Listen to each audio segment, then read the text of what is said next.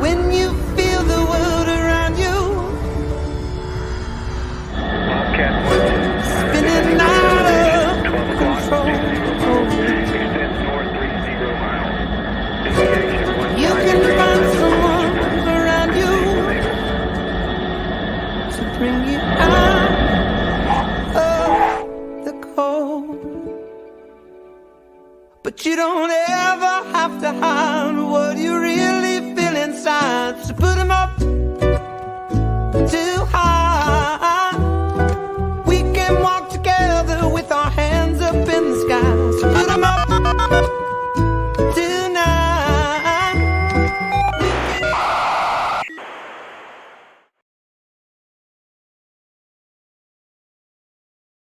And this is, I'm Jackson Waldhoff. and we are streaming live from the UK. We want to welcome all of you. Aloha to all of you. Thank you so much for joining us. We have an exciting show, just some good friends of ours, some wonderful guests, and just iconic names in the ukulele world. So we're so excited, and we're actually in Brighton right now. We got in last night. Yeah, the weather is beautiful. Oh, couldn't be any better. and just so you know, Jackson is a dear buddy of mine from Hawaii. We went to the same high school, different years, because Jackson's like 30 years older than me. But but Jackson is an amazing bass guitarist, and we've been playing together now for a couple years. We've been working together for a long time, but yeah, it's his first time to the UK. First time to the UK. How's your experience been so far? It's been really cool. Yeah. Very different. It's kind of like parallel universe for me because everyone speaks English, but everything is so different. That's right. Yeah, and you did some exploring, right? You went down to saw the palace. Saw the palace. Yeah, that's cool. Nice, man. Yeah, Brighton's cool. It's such a great vibe here, and so we've been just enjoying ourselves. We had a good lunch today, and yeah, it was fantastic. So we're excited to start this tour. We can't wait. Okay, all right. Had to get that out of my system. But so I want to acknowledge Jake Wheat. He's another buddy of mine. He's working hard behind the scenes, kind of taking care of all the tech stuff. And he put together that cool intro. Cool intro. Yeah, it was the first time I got to see the whole thing. That was cool. Good job, Jake Wheat. Thank you. I know you can hear me. But yeah, we're just really excited about this tour. We're so excited to be here for the Grand Northern Ukulele Festival with Mary Agnes, and we're going to talk about that in a little bit as well. This will be my second time to the festival, but we're also going to talk to another buddy of mine who's been to every single festival, every single Ganoff or Grand Northern Ukulele Festival since 2013 when it all just started. So we're going to get to that in a bit. But first of all, yeah, we're going to get started, and I'd like to introduce our first guest. Yeah. So our first guest is a phenomenal ukulele player. His name is Andy Eastwood. You know, he was a vaudeville entertainer, ukulele player. We're going to talk about him as a multi-instrumentalist. He was very influenced by George Formby, who is, you know, another just legendary ukulele player, and I believe he even has one of George's ukuleles, so he's going to talk about that. We're going to talk to him about some of his ukulele compositions, especially one that I'm very interested in. He premiered it a few years ago, but he's going to be performing it once again at Ganoff this year with a string quartet, and he's also, I think he was the first person in the world to actually get a degree in music, playing the ukulele. So please welcome to the stage Andy Eastwood. Aloha, Andy. so What's great up, to see man? you. Hey, well, We're- welcome. On behalf of, it's very lucky I'm the first one on, so I can say welcome on behalf of all of us in the little old UK. We're so pleased that you're over here to dip your toe into our little ukulele scene for a couple of weeks. It's really great to have you here. Oh no, thank you. It's Thank such an honor. I don't know if you heard earlier, but it's actually Jackson's first time to the you. UK. It's been awesome. Good. And Well, it's only been it's not always sunny like this, so enjoy yeah, it. I feel so lucky. yeah, the weather has been phenomenal. It's incredible. Good. Clear But sky. yeah, well, Andy, we just want to thank you so much for your time, for making time for us today to be here, because we're just so excited. I can't wait to hear you play live. I've seen so many of your instructional videos and your performance videos on YouTube. So, but hearing you live is just going to be awesome, and we get to do all these cool shows together that we'll get to in a bit. But first of all, I can't believe how many different instruments you play.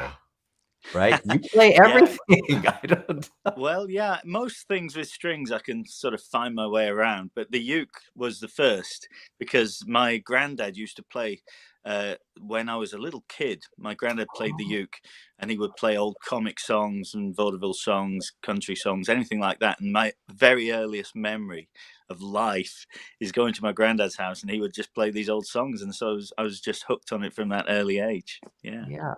When you talk about like vaudeville songs, right? I mean, during that era and all that, like, can you explain a little bit more about in depth, like how that, like what that kind of music is and that Yeah. scene was?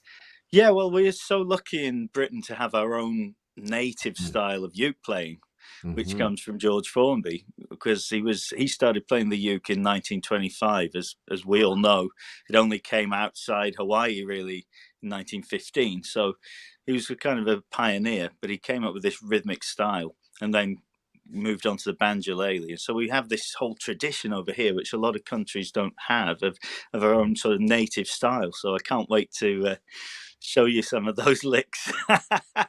Yeah, no, I love it, man. Like a lot of George Formby's, his techniques and his strumming styles and Yeah. the different like double and triplet patterns that he would do. I know you've mastered all of those different techniques and stuff, but when did he become a big influence for you? Really, I think when I started to actually seriously try and play, I was about 7 or 8, I think. And I just had my granddad died when I was 6, and I had his instrument, and I just thought I've got to pick this up and try it. And I started playing the violin at school as well. So I was watching the old George Formby movies, trying to figure it out. And because you couldn't, people don't realize how hard it was in those days. I'm talking about the late 80s, early 90s, to find a uke player. All we had was the George Formby Society. That was the whole scene, basically, and the Ukulele Society, which is a very small club over here. But they kept it going, kept it alive for all these years over here, when it was a very unpopular instrument at one point. So you had to take a train journey to find another uke player in those days. It's not like that now. Every town has a little club, but that's how things have changed over the last couple of decades. But I had to sort of teach myself with the aid of a book, First Steps in Ukulele, and it was a terrible book, really. It had these awful diagrams of where to put your hands, and they're all wrong, So I had to go back to the George Formby movies and learn by watching those. Wow. Oh, so you learned from watching his movies, like his finger work and all of that, that's right? right. Oh, yeah. Amazing. This is really exciting. I know you actually own one of his ukuleles. Yeah. Do you have it with you? Oh, wow. I do. Yeah, because people always want to talk about this.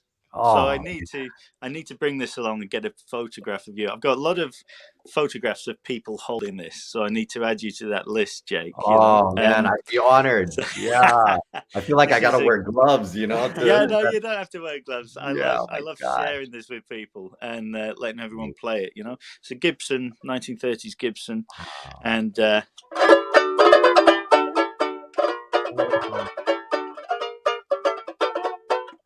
Oh man, that's Good sound. amazing. Yeah, so can't wait to show you that.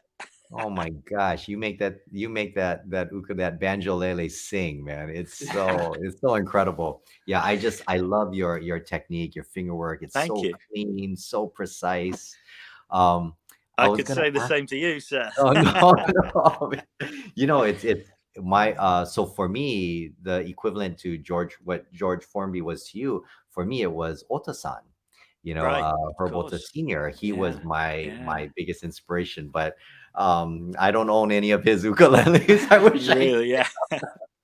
Wow, yeah. Oh That's man, fabulous. I know that would be it Yeah. must be so inspiring, right? Playing the instrument Yeah. of someone that you just It's admired. magic. I love things like that. I mean, it's a piece of wood at the end of the day, but it's got magic with it. When you think of where it's been and those Yeah. fingers on Oh, somebody like that. It is amazing. And I bring it with me to the festival this weekend. I'm doing some Formby style workshops, actually. I'm doing 2 Formby style workshops at the festival okay. in Huddersfield this weekend.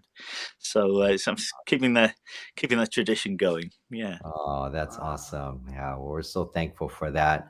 I want to talk a little bit about this ukulele composition that you composed, right? Maybe 3 or 4 years ago, Yeah. and you actually composed it for ukulele and string quartet. Is that correct? Yeah, that's right. Yeah, this is called Spacescape.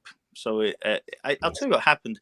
Mary, who runs who's the mastermind behind GNUF, the Grand Northern Ukulele Festival, she commissioned me to write a piece.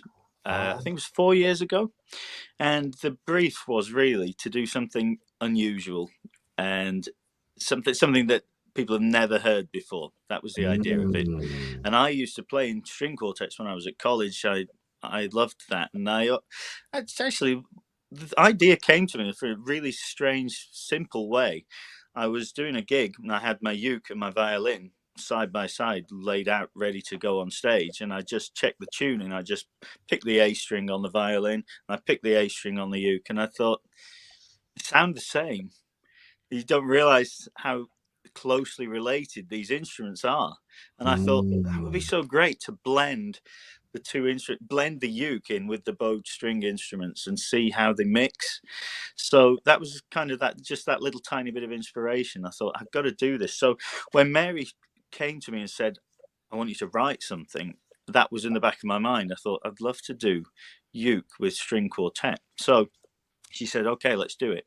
And I needed an idea for the piece, and I was always loved space and things like that. And I mean, I think composers have always looked into nature, into the natural world for inspiration. But to me, the biggest flash of inspiration of all would be to look out into the cosmos. So I did. Uh, I took space travel as the theme. wow. So I remember hearing Stephen Hawking talking about when we travel to another planet in another star system, it will be a tiny little craft packed with nanotechnology, and that Mm. will make the journey. So I thought, okay, the soprano ukulele is going to represent that spaceship. So I wrote I wrote this piece called Spacescape, and it really is a story of taking off, getting out of the Earth's influence, traveling billions of miles, and then finally arriving at a new planet. And uh, it's quite an emotional piece once you know the story of it. And there's the lovely thing about it is when we get to the new planet at the end of it, we rediscover something we've lost back on Earth, which is peace. That's the idea of Wow. the work. So the great thing is, though, I've been playing it this morning because this will only be the second time it's ever been performed. Wow. We played it 2018, I think it was, at GNUF, and it was fabulous. I mean, I had to write. Obviously, if you write a solo piece or a song, you can play it any time you want. But with this, the only time I can ever play it, I have to hire a string quartet. So that's not easy. So I have been imagining it for about 6 months, just writing it every time I had a few minutes in between gigs and a bit of spare time. And Wow. finally got all the players together, and it did sound as I imagined it, so that was a relief. But to play it again today has been great. So we've been rehearsing this morning, and it's really sounding good. So I'm looking forward to that, which will be on Sunday in Mm. Huddersfield. Yeah. I can't wait to hear it. I know, and for those of you that are tuning in, if you don't have a ticket for GNUF, you won't be able to hear the piece because I think the festival is actually sold out, Yeah, right? I believe it is. Yeah. And how many festivals have you done with Mary now? Quite a few. I think this might be my fourth time at Gnuff. Fourth I time. think Wow. so, yeah. And it's a fantastic event. I mean, it's the biggest uke festival we have in the UK now, yeah. And Oh it's yeah. magic with so many great artists. Yeah, Yeah. it's a great vibe. I can't wait for Jackson has never been, First Right. and time. so it's just, I mean, this is only my second time. I mean, the first Right, time I yeah. was there, oh, it was just, just being around this community of people who just are so enthusiastic about the ukulele, but not just that. I mean, they're just some of the nicest people, Yeah, just so absolutely. Yeah. generous, so giving, and Yeah. yeah, you're gonna love it. You're Oh, you're Yeah, gonna love yeah, it. you become part of a family when you do this. And Andy, another thing I want to ask you about, because I just think this is so incredible. But you, as far as I know, and and Jackson knows, I mean, you were probably the first person in the world to get a music degree using the ukulele I as your think so. I think I was, yeah. right? Because I did my degrees 20 years ago now, but it was at Oxford University, which is of course a very traditional university. The course was very theoretical, so you did all your playing in your spare time, really, and all Mm. the course was mainly sort of history, analysis, composition techniques, and all that. But one part of it was performance, and I was going to do a violin recital because I've been studying the violin all through college. And when it came to choosing the repertoire for the recital for the final exams, my tutor said, "Well, ukulele is your passion. Why don't you use that?" And I said, "Oh, I didn't think I'd be allowed to. No one's ever done it before." And hats off to him. He said, "That's a perfect reason to do it." So it was just great, and it actually gave me a lot of publicity just at that time because it was on the TV channels, all the news. It made their full page in couple of the national newspapers. So it gave me a good boost right at that time when I needed it, because I was just about to go off into the professional world. So it was a good kickstart for me. Yeah. Wow, fantastic. Oh, well, thank you for doing that. Congratulations, because I mean, because now you've kind of helped to open the door, for a lot of other ukulele players now to hopefully, pursue a music degree using the ukulele. I know Yeah, I that hope so. I know that a couple years ago, there was a student in Hawaii. His name is Mika Kane, and he was able to do that with the help of Dr. Byron Yasui, who is a retired professor over at the University of Hawaii.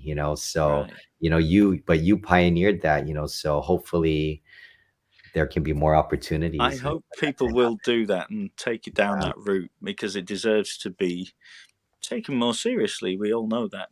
So let's hope so.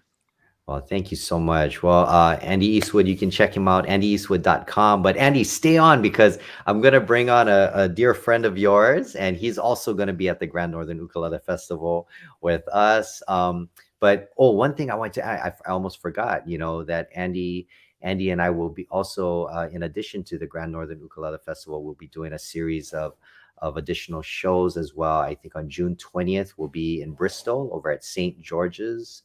On the 22nd, we'll be in Liverpool. Oh, I'm a huge Beatles fan, so I can't wait to get back there. Yeah. But we'll be at George's Hall. The 24th, we'll be at St. Saviour Gate in York. On the 25th, we'll be at City Varieties Music Hall in Leeds.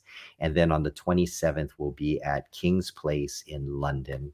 So, Andy, I can't wait to do those shows with you. Me too. I really You're can't. Just amazing, Looking man. forward to it. Thank you. Such an honor. Thank All you. right. Well, so I know this very dear friend of yours. We're going to bring on Phil Doleman now. We're going to talk to, he's an incredible artist. He'll also be featured at the Grand Northern Ukulele Festival. We met a few years ago there. This guy's traveled all over the world performing, teaching. He's taught over 1,500 students, just turning them onto the ukulele. He's been a regular on BBC radio, television, often featured on Ukulele Magazine, just like Andy. And but he has this incredible book too that he's published a few years ago. It's called How Music Works on the Ukulele, and it's a book that really focuses on like just applying, music theory concepts directly to the ukulele, and it's so fascinating. It's sold thousands of copies. So please welcome to I guess to the stage, Phil Doleman. Phil, are you there? Hello. Hey. Hi, Jake. Hi, Hi, Jackson. Phil. Hi, Andy. Good to see you, mate. Yeah. Oh yeah, thanks so much. Yeah, Andy's gonna hang with us because I know you Excellent. guys know each other very well and you Yeah. work together many times. Oh yeah. So I'm so excited because we're gonna be doing the GNUF, the Grand Northern Ukulele Festival together again. And I just learned this, but you've been at every single festival since it started. Mary brought you on from the very beginning back in 2013. Right? 2013, that's right. Yeah, so that means I will have been there this time. It'll be my 8th visit, I think. That's right. Eight festivals, yeah. Wow. Yeah, Wow. it's flown by. It's just flown by. Really. So Jackson's the complete opposite. This will be his first time. time. Yeah. I'm glad I got one festival over you because I got 2. No, it's such a welcoming festival, and it's such a great experience that you cannot be bored. You will be rushing from one place to another, doing stuff, meting people. It's a really, really nice atmosphere there. So yeah. Well, Andy was kind of saying something very similar, and I was saying too, like my first time there, I was so blown away by just everyone's passion and enthusiasm for the ukulele, and and Mary and her staff and her crew, they're just the nicest, loveliest people. So it was such an honor to play there, and you just feel like you just feel like you can't do anything wrong, when you're on stage performing, because anything you do, it's just, you feel so embraced, and it's just such a lovely experience. Oh yeah, absolutely. Yeah. So Phil, you're going to be doing, I know in addition to some performances, you're going to be doing a lot of workshops as well. Is that correct? Yeah. I'm running 3 workshops this year. I'm doing one on each day, Friday, Saturday, Sunday. So I'm doing my Jamming Essentials workshop, which is one of the, you mentioned the book. Yes. Just before lockdown, I did another one. Oh, I'm sorry. I didn't realize you had another one too. Yeah, That's that was amazing. just before lockdown. I timed that perfectly, didn't I? So nobody could come and see me and buy it. But a lot of what I find myself teaching is sort of ear training and knowing where the song is going to go next, and getting away from the sheet and just being able to sit down and jam with other musicians. And so the first workshop I'm doing is that it's just learning how to second guess what's coming next and learning patterns, common patterns from songs. And then on the next day, I'm doing my Jazzing It Up workshop, which is where we start playing all those chords with the big numbers on the end. We start taking a simple song and we turn it into a nice jazzy arrangement. And then on Sunday, I'm doing a really fun one. I'm doing my my jug band workshop. I love jug band music. It's a big passion of mine. Sorry, what kind of music is that? Jug band. Jug band. So sort of America, it's sort of the 1920s and 30s. And it kind of came back in the 50s and 60s as skiffle. And a lot of the songs are the same, but originally they would have been done back in the 20s and 30s, where literally, blowing into a big earthenware jug instead of playing a tuba, or playing a tea-chest bass with a broom handle, and so homemade instruments, homemade music. And there's some great jug band musicians. And of course, some of them played the ukulele because you played whatever you could get. And ukuleles were around and they were relatively inexpensive. So a lot of that music actually had ukulele in it to start with. And that's really fun because those songs are great to teach to a group really quickly and get them singing along. So I'm really looking forward to it. Oh yeah, that sounds like fun. Oh man. I'll bring my jug as well. I'll bring my jug. Yeah. See, I know that the festival is sold out already, but I'm sure people that are watching, they're like, oh, I mean, it sounds so exciting, but sorry if you don't have a ticket yet. Well, there might be a few. I think they released a couple yesterday at the box office. So quick, they might get one. Yeah, a message from Simon there. Yeah. All right. There may be a few tickets left, so make sure you check the box office. Yeah. And the Friday workshops are open to anybody. You don't have to have a festival ticket. So if you can get to Huddersfield on the Friday and there's space on a workshop, you can get a ticket just for that workshop. Oh, thank you for loads of great thanks for letting everyone know that. That's incredible. I wanted to ask you, specifically about your book, right? How music works on the ukulele, because you take a lot of these music theory concepts and you're able to show people how to apply them and how to apply them directly to the ukulele, like to the fingerboard, because kind of the process, the way of thinking is a little different, especially if you play with reentrant tuning and things like that. Yeah. So, I mean, can you just, share a little bit of your approach on that? Yeah. Well, really, I mean, the book came about because people would ask me at workshops. A lot of my workshops say they're one thing, but I always sneak music theory in some form or another. Most of the workshop sheets have got like a circle of fifths on there, and I'm teaching, those sort of things. They're hidden away. But lots of people would say at the end, is there a book that I can get now we've started learning this about music theory? And there are, but nothing that specifically addresses the ukulele. So yeah, you're right. There's so many things about even just reading music. I mean, I don't really focus too much on actual reading music, but if you've got a high G and somebody calls for the note of G, do you play your high G string, or do you play the third fret on the E string? Or, there's so many options to play the same note. So we look at finding, again, it's all patterns for me. I'm very visual. So I look at patterns on the fingerboard, and then we extend those patterns on the fingerboard into chord shapes. And then we expand those chord shapes into patterns of chords. And that's kind of where the second book takes over, which is just a chapter of a different chord progression for each chapter, and saying, oh yeah, the Beatles use this on this song, or the Stones use this on this song, or whatever. And people can then hopefully hear it in their head. But yeah, it's one of those things where you think, oh, that's a great idea, I'll write that book. And then 6 months later, you're still sitting there going, I know I'm going to have to go back now. I've said that to chapter 2 and change that. It was a long process putting it together, but yeah, and it's been doing very well. It's been doing really well. I drag them around all over the place, and they're still going strong. Can people get your both of your books now at your website, phildoleman.co.uk? Yeah. But if they click on the link there, it actually takes them to a shop up in the north of England called World of Ukes, and World of Ukes have all of my books, and they handle all of that. Because my house is small, and I was just getting more and more boxes stacking up all around the house. So they've gone to the basement of World of Ukes in Carlisle, and he handles there. Matt handles all the sales for me. Thank you, Matt. Oh, wow. Yeah. Big shout out to Matt. I know that's a lot of work to get all those books out for sure, and take all those orders.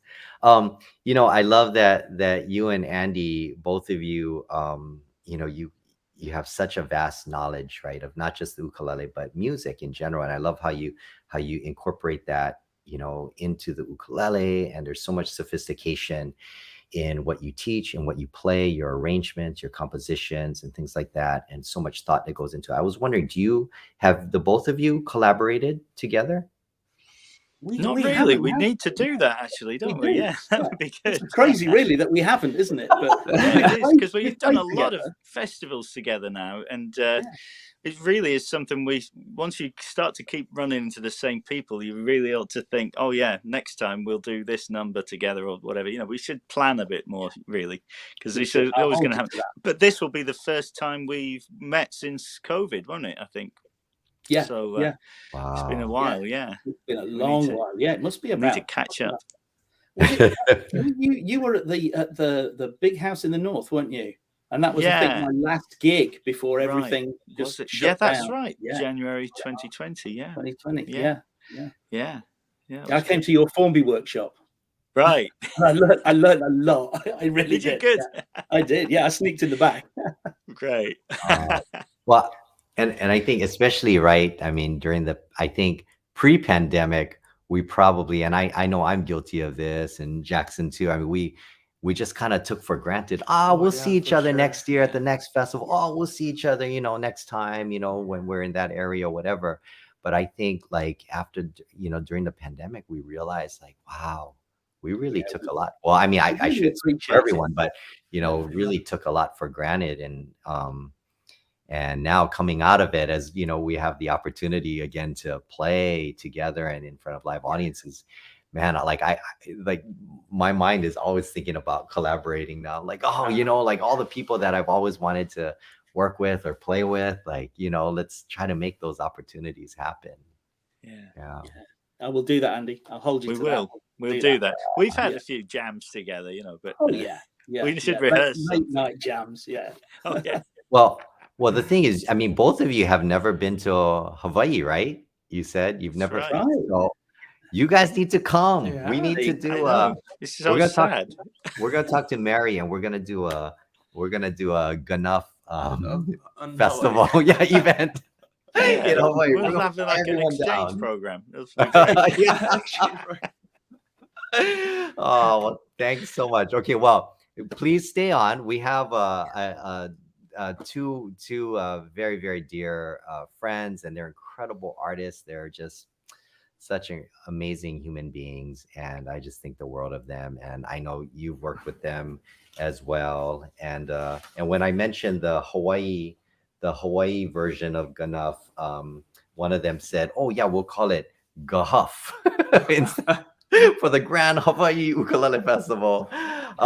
They've been performing and teaching all over the world as well. They have an online ukulele school.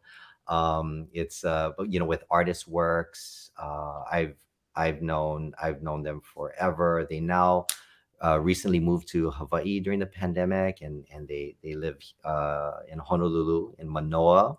They've helped during the pandemic. They've helped so many musicians. They've been involved in so many community, helping a lot of nonprofit organizations and doing so much great work in the community to help people. They have a backyard concert series now, and they are no strangers to Mary's Festival Ganuff.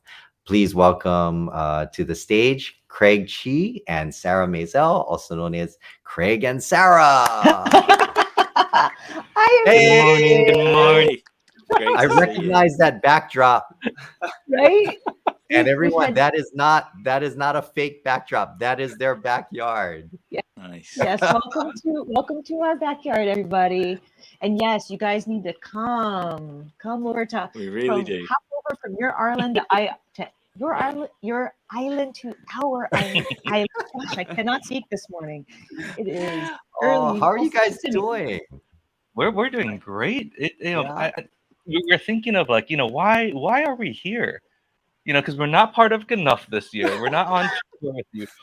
But I think the sole reason why we're here right now is the four of you on screen. You guys are so incredibly talented, but yet so humble. Yes. So what I think our reason for being here is to actually share a little bit about you guys that you're too shy to talk about yourself a little I bit. think so.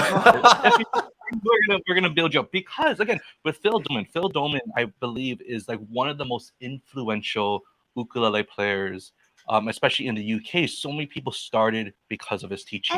An amazing teacher. Yeah. And one of the things that I've always admired about Phil is no matter what genre, you can just be like, "Hey, Phil, come play with me," and he's like, "All right," and it sounds amazing. We've gotten to perform with Phil, and we asked him to do some Hawaiian numbers with us, and it sounded amazing. So it's one of those things where I'm just like, just the versatility and his teaching, so good.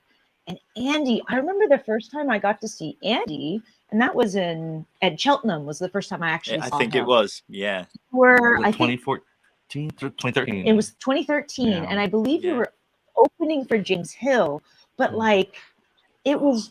I'm just like, you were both headliners in your own right, and I remember just being blown away. But as Jake said earlier, like the instruments, like the violin was incredible, and then you had your full band, and it was just this. It was such an amazing and wonderful sound, and I remember going up to you afterwards and totally having my fangirl moment. I was like embarrassing myself with like, "Oh my god, that was so amazing! Oh my god!" And so, and getting to see you afterwards at Ganuff as well, where Craig got to finally meet you too.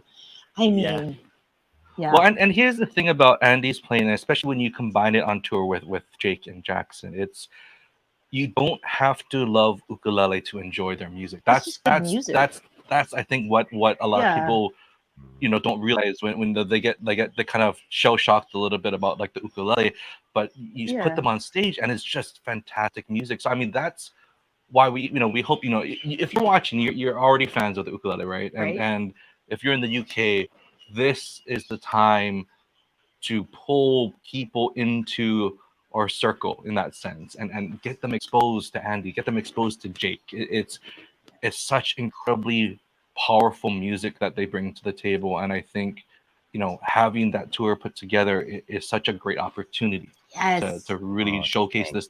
Bring your family and friends. Yes. And I mean, yeah, it's going to be, Yes. we're jealous. We want to go. Well, especially too, because a lot of people have seen Jake. A lot of, hundreds of millions of people have seen Jake on YouTube, right? Yes. But now that you can see him live again, and paired with Jackson. Dude, the beast. Oh my gosh, he looks super nice. He looks like the boy you want to introduce to your niece or he's married now. He's married. I know. Married. And I'm just that's the type of guy he comes off as, but he is such a talented musician. Thank you.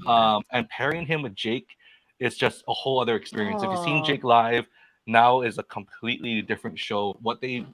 How they riff off each other and bring that energy, absolutely amazing. So we are actually really jealous you guys get a chance to see them with Andy on tour too. That's I gonna be a ton of fun. And I started life as a bass player, so I'm watching Jackson. My eyes will be on, sorry, Jake, but my eyes will be on Jackson because I'm not seeing you. Yeah, that's what I'm going to do. Oh no! Well, Greg and Sarah, thank you for all those kind words. But one of the things that I think we all love and appreciate so much of what you guys do. Not only are you incredible musicians and ukulele players and teachers, educators, ambassadors, but I just love how you unite everyone. You bring everyone together.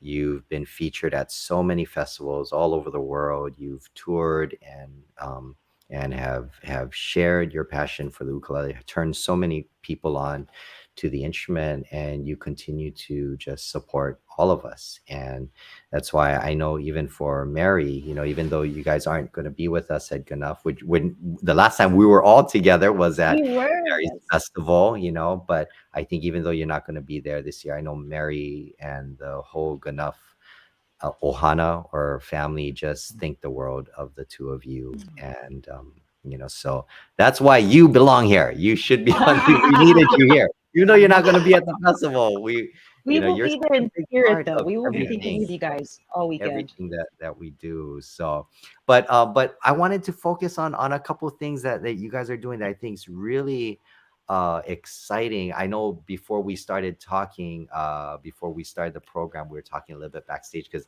I know you do your backyard concert series, which is amazing. If you haven't seen their backyard concert series, it's, I mean, the quality, the production, the audio, the just the I don't know what you call it, the video or whatever. I mean, just it's amazing. It's like a little like I don't know, Austin City Limits in Manoa or something, but it's amazing, all the artists that you feature, especially everything being centered around the ukulele, for especially ukulele fans. I mean, that's where to go. You just featured Jeff Peterson, right? Well, he's coming up. We just up, filmed him, so his is going to be June 26th is when his concert goes live, and we're also doing a live workshop with him. So he's going to be doing it's a classic Hawaiian mele workshop. It's all instrumental, where he's going to show all of these it's going to be great for no matter what level player you are, because he's got beginner stuff and he's got advanced stuff,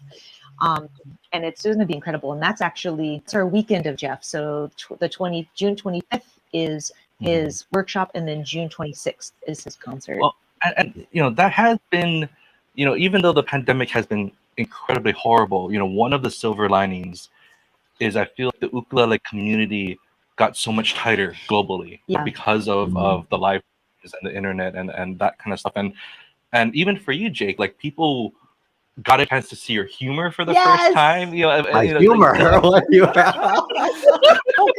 You're on stage, like, I don't know, there's like you're so you're so serious because you're a serious guy, right? But then you like, I remember that one Halloween live stream. Oh my gosh. With like the microphone right here, like people got to see just how fun you are, and I think that was something special. But it was nice to see, like, again, all these other artists, like we got to see more of Andy, we got to see more of Bill, so many other artists that we got to see more of instead of waiting every other year to see them at a festival or things like that. And I think, you know, it really bonded not only the fans of the ukulele community, but the artists themselves. You know, it's been so nice in that sense. Yeah.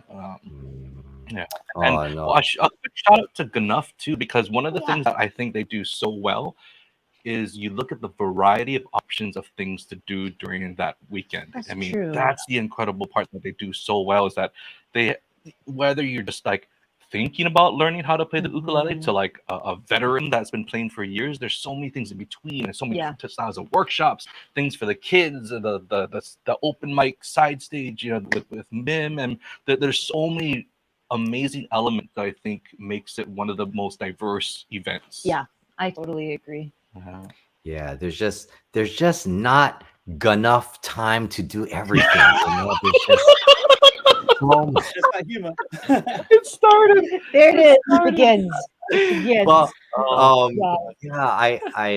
oh man, I tell you, it's that's, you know, talking about Jeff Peterson. I don't know if he's ever done enough, but you know, he has a very kind of a similar background because he was classically trained and all of that on the guitar, but then, you know, he recently started applying all of that to the ukulele. He loves the ukulele. I mean, he's always played ukulele, but man, I think like Andy, Phil, like you, I don't know if you've ever met or worked with Jeff Peterson, but I think yeah, They you will guys could all when they come come. up with cool stuff. Yeah. Waldhoff 2023. We already have the lineup. Mary, we'll talk to you about it. Yeah, the golf. We're away. Got it all sorted. we're Just all shoot us an email. No, Yeah, I think that would be really So Craig and Sarah, I know, well, I didn't mention this earlier, but you know, but Craig Chee, obviously, most of you know that, you know, he was born and raised in Hawaii, and you know, but recently Craig and Sarah moved back home. And how has it been since you guys moved back? I mean, you've been Awesome. doing It's been so horrible. It's been much. horrible. The weather is way You've too been so comfortable. busy. It's been so sandy and That's just true. it's no, it's been amazing. It's being around family, especially. The first night we moved down in September of 2020, That was so right in terrifying. the middle of the pandemic during lockdown. And when we saw my parents and they got to hug Cameron, and it was just, he The was so relief. happy. I don't know. And- It was the first time we walked into the house, and I handed Cameron to his grandma, and Cameron was so excited to see them. Yeah. Like, I don't. This relief washed over me, and I immediately looked at Craig and said, "We've made the right decision. This is what we needed to do, and this was the time we needed to do it." And we've been, as you said, Jake, we've been so busy. So I thought when we moved to Hawaii that we would get to enjoy island life and have sort of a more laid back lifestyle. Oh no, I forget that I'm married to Craig Chee, Mr. Idea Man. You know what would be great? If we had all these people come to our backyard and we filmed them. You know what would be great? Why don't we, you know, run these events for Ukulele Festival? You know what would be great? Why don't we do It's like, oh, that's right. I am married to Craig Chee, which means my life will never be boring. Yeah. Yes.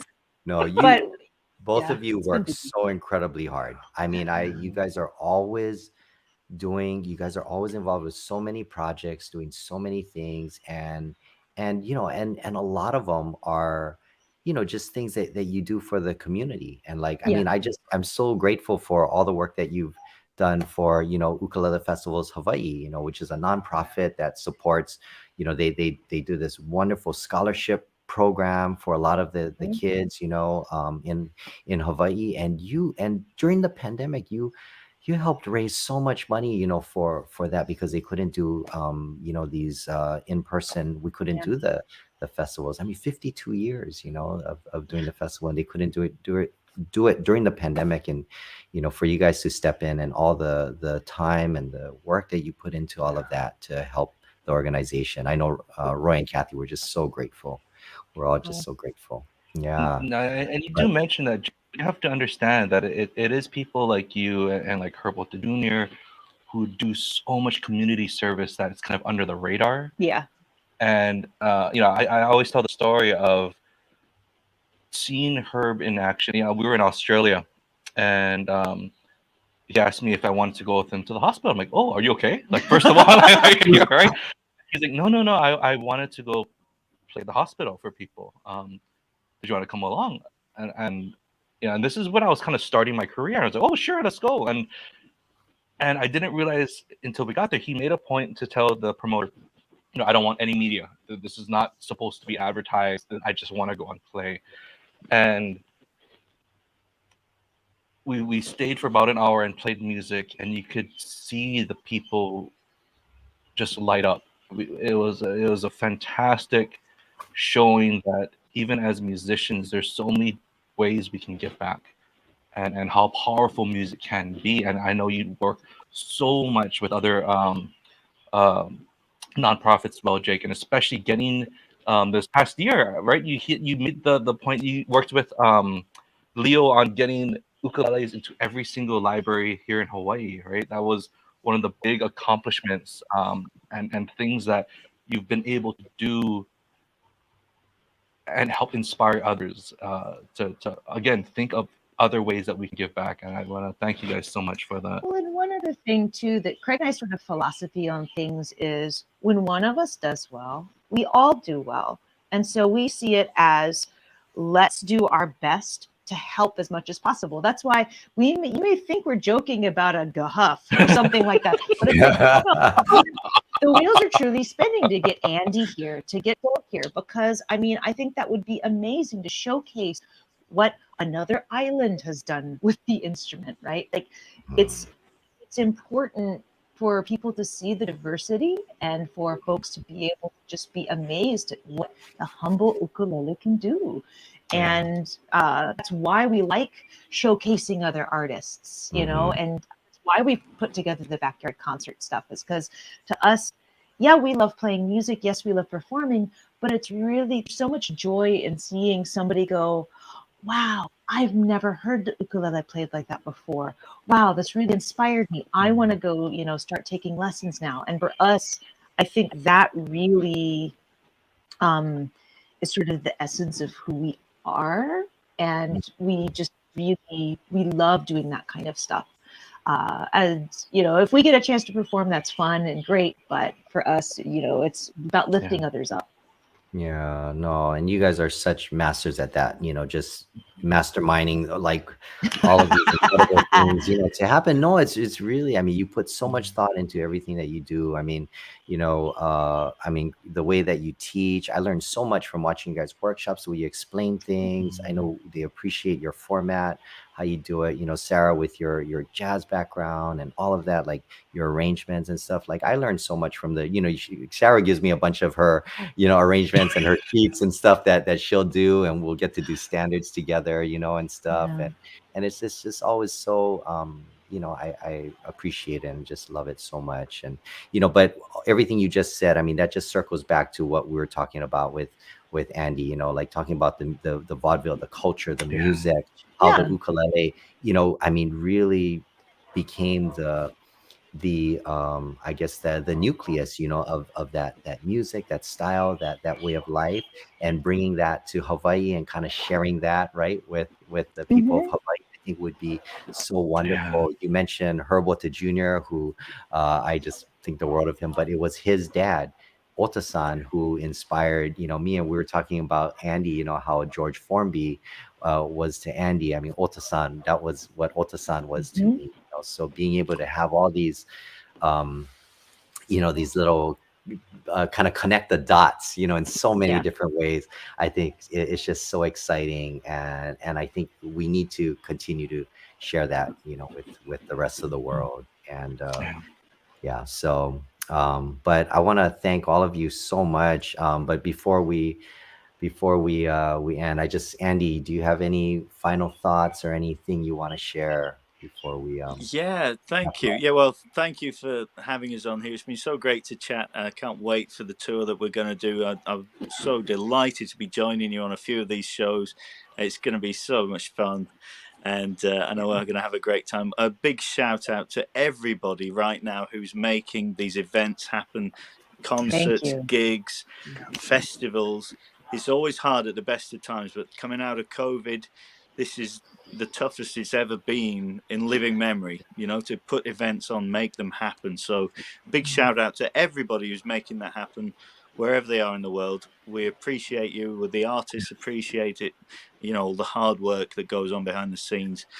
But it's really beginning to feel like we're coming back to normal now, fingers crossed and all that. I think the last couple of months has started to feel like old times a little bit. Let's hope we keep going now. And we now just need audiences to join us. And we're off. Yes. So well lots said. of love. And can't wait to see you. Andy, thank you so much. Yeah, appreciate you so much, and can't wait, man. And we got to work up some tunes that we can play together on this tour. Oh yeah, yeah, that'd be good. Sure. I can't wait. Phil, did you any last words or anything you want to say? Yeah, well, I mean, of course, to echo what Andy just said, it's just fantastic to see everything coming back. But a lot of people that I've come across picked up the ukulele in lockdown. It was a lifesaver for them. Yeah. I've been working with, originally called the London Ukulele Project, but they've now spread out to the East Midlands and all over the place. And I sort of get involved with them, and they're going to be at Gunnough. So you'll be able to meet Tara from the Ukulele Project, and the whole team's going to be there. And yeah, this whole idea was to use ukuleles to combat loneliness, to give people something that they could focus on and get some enjoyment out of. And so many people over the last 2 years have got ukuleles and have learned to play them. World of Ukes that I mentioned earlier, Matt there was giving ukuleles away to people. If you thought somebody needed one, and it was allowing people to buy ukuleles to give away. So people would buy something and buy, a bit like putting a coffee buy for the next person, but doing it with ukulele. So people got ukuleles. So to those people, the time now is to go, right, that got you through.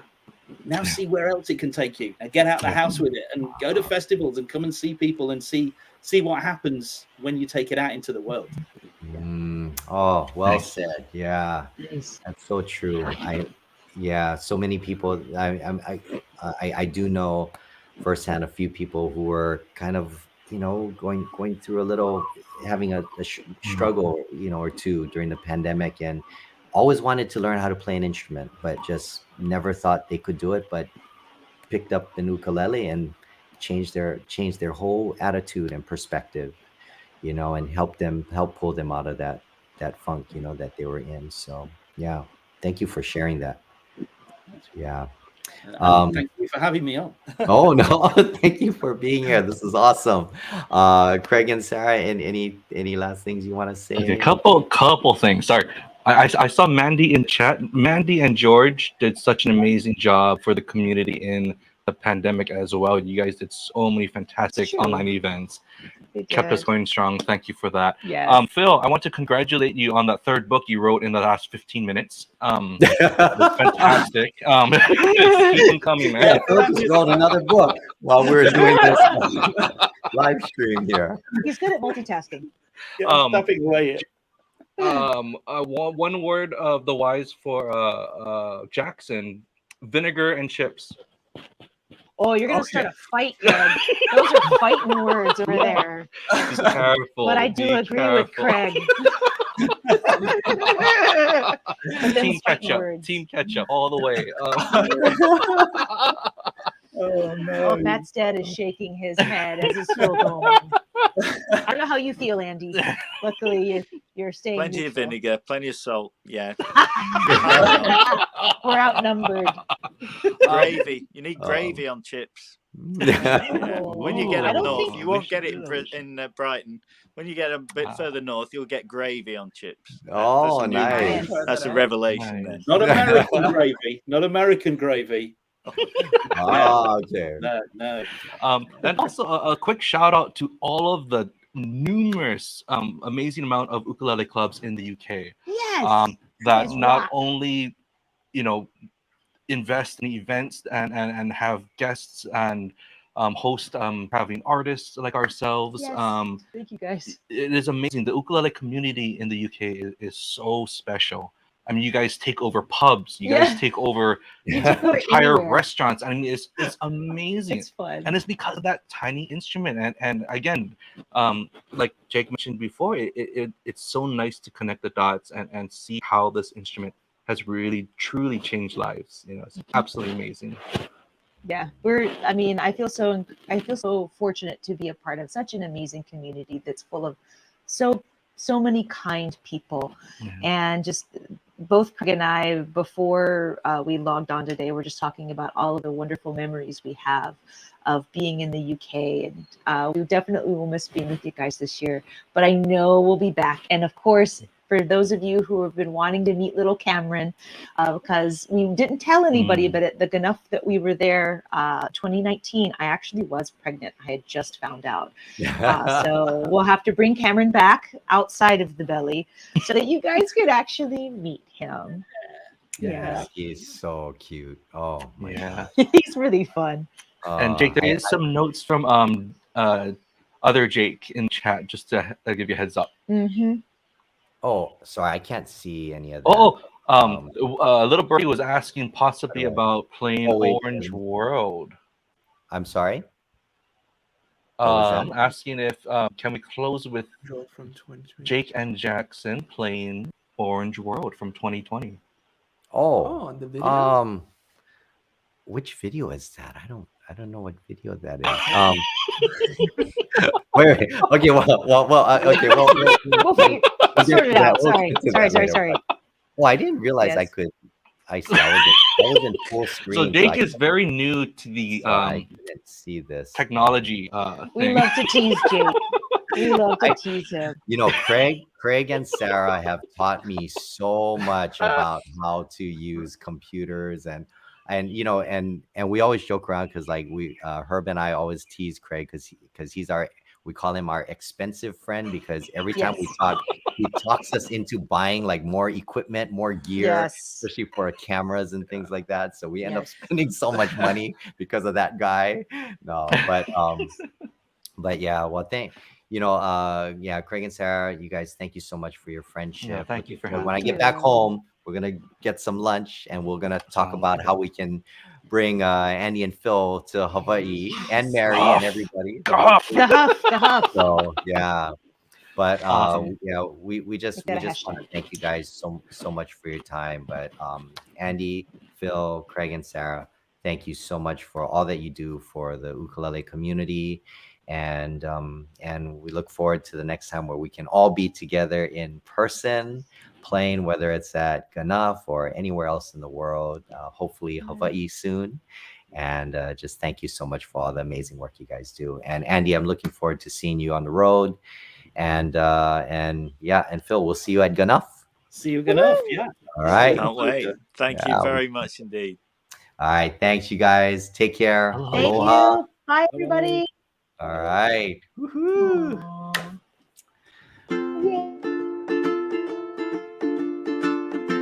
Aloha, I'm Jake Shimabukuro, and I'm just so excited about returning to the UK for our tour. I'm going to be joined by Jackson Waldhoff. He's a fantastic electric bass player from Honolulu, Hawaii, longtime friend of mine. And we're also going to be joined by Andy Eastwood, an incredible ukulele player out there in the UK.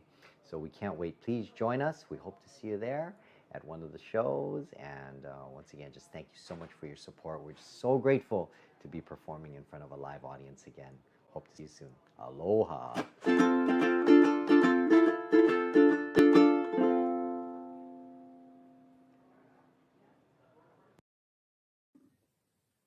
Aloha, Jake Shimabukuro here. I'm here with Jackson Waldhoff. Here's a little bluegrass-inspired tune called Orange World.